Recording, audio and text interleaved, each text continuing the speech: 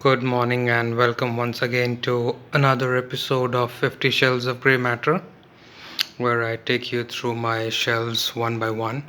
The first book that I have for you is this book by Deepak Chopra, The Path to Love: Spiritual Lessons for Creating the Love You Need. This book is again a new age book um, devoted to how you apply new age ideas to relationships, especially love. The Vedantic idea of oneness of all, the self being the source of all healing, all love, all relationships. That is the central idea. Let me read to you a little bit what it says on the back cover. In this groundbreaking and helpful book, Chopra explores how our hearts have lost their center and why love so often falls short of filling a deep, aching need within us. So that's just uh, too many words to simply tell you that one can have a meaningful relationship if we love in a proper way. So that's the first book. Um, like all of Chopra's book, he relies heavily on New Age themes. So those uh, who like that sort of an approach to um, self development, self evolution, they will like this book. I am a little skeptical.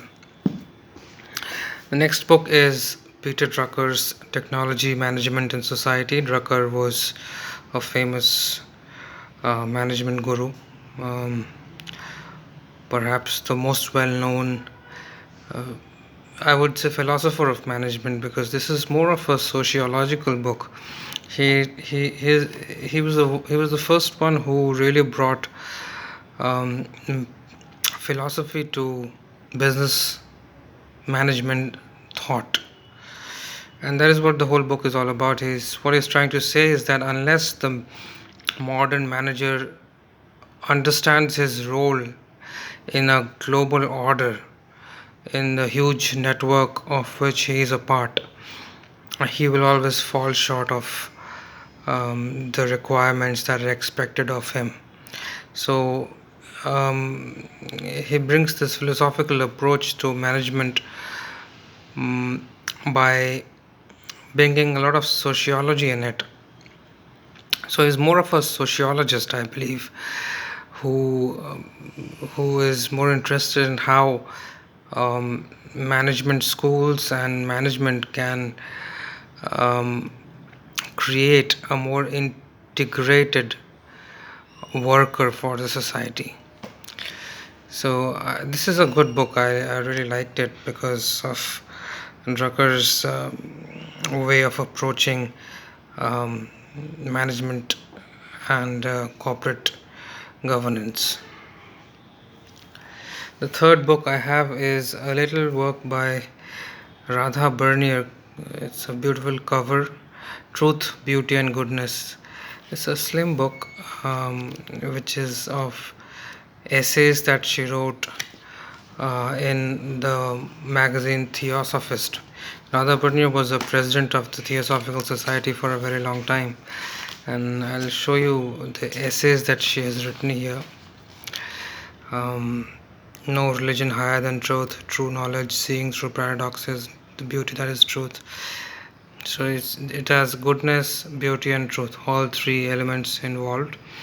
And basically, what she is saying is that is similar to what we had in Deepak Chopra's work, but this is more authentic spiritual. Uh, she mentions Krishnamurti a lot of times. Radha Bernier uh, was a close associate of Krishnamurti, despite the fact that Krishnamurti always denounced the Theosophical Society. Uh, So then I have this uh, great work, Freud Adler Controversy by Bernard Handelblauer. This was a book originally in German. This details, it's a good detail about the 7 years in which Freud and Adler worked together and finally parted ways after Adler developed his own school of individual psychology. So it starts with the founding of the Wednesday Society in 1902 at Freud's house, where a lot of people would gather and discuss many themes, to which Adler started contributing.